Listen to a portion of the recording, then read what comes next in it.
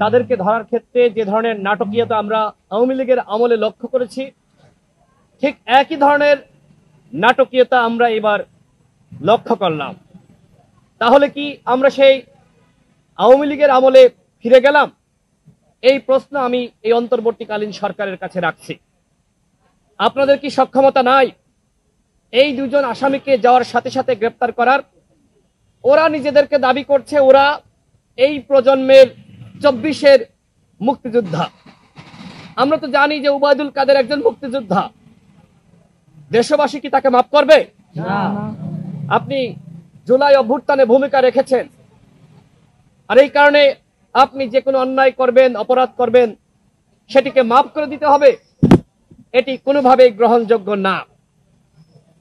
যারা অপরাধ করেছে, গতকাল আপনারা দেখেছেন যে তারা সেখানে প্রেস কনফারেন্স করেছে। তাদের বক্তব্য ইতিমধ্যে হাসান আল মামুন বলেছেন যে অত্যন্ত ঔদ্ধত্যপূর্ণ বক্তব্য তারা রেখেছেন। সন্ত্রাসীদের মতন এত বড় ক্ষমতা ওরা কিভাবে পেল?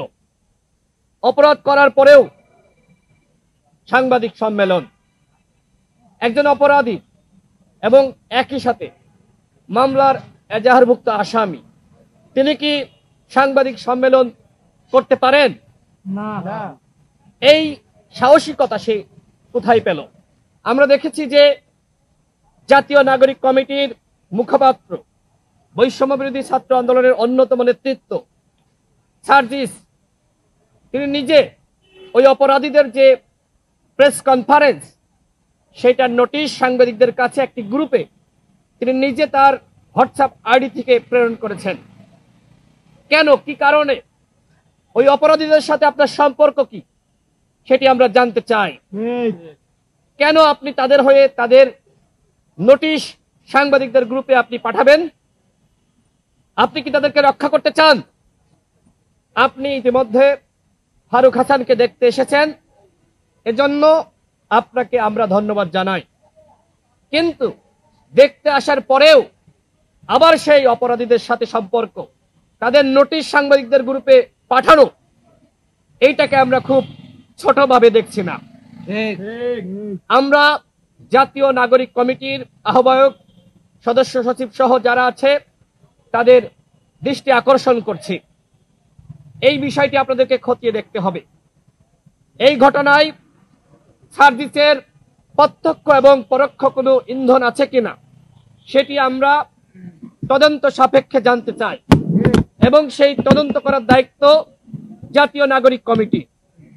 আমরা দেখতে চাই যে তারা যেহেতু বলছে তারা নতুন রাজনৈতিক বন্দোবস্ত তৈরি করবে, সেক্ষেত্রে তারা যার বিরুদ্ধে অভিযোগ আসলো সেই অভিযোগ তারা কিভাবে খতিয়ে দেখে। আমরা এখনই বলছি না যে এই ঘটনার সাথে সার্জিস জড়িত, কিন্তু একটি ক্লু কিন্তু আমাদের হাতে এসেছে।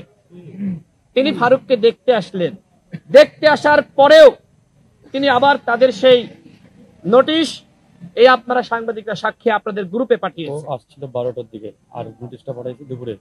এখান থেকে তো যাই হোক, সাংবাদিক ভাইয়েরা, আপনারা দেখেছেন 18 সাল থেকে 24 সাল পর্যন্ত আমাদের ভূমিকা। এই ফারুক হাসানকে 2018 সালে 2 জুলাই ঠিক একই কায়দায় ছাত্রলীগের হায়নারা আক্রমণ করেছিল, তার কানের পর্দা সেই সময় ফেটে যায়।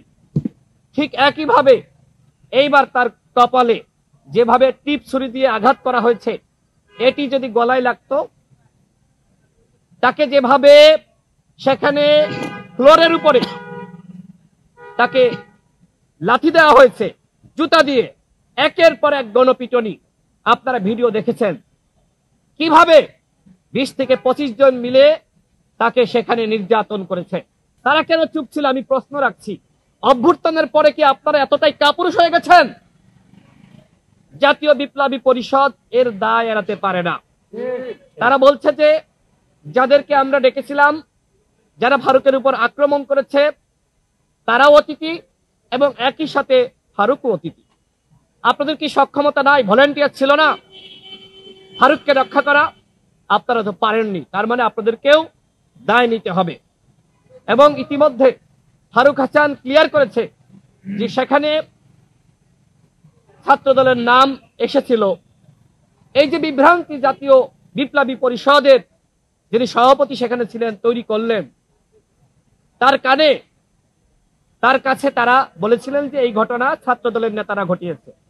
এই যে অপরাধীদেরকে ছাত্রদল বানানো, এটি কিন্তু অন্যায্য।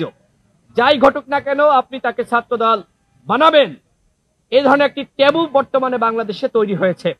আমরা এর তীব্র নিন্দা এবং বিরোধিতা করি। যে ঘটনা ঘটেছে এই ঘটনার কোনো ক্ষমা আমরা করতে পারি না।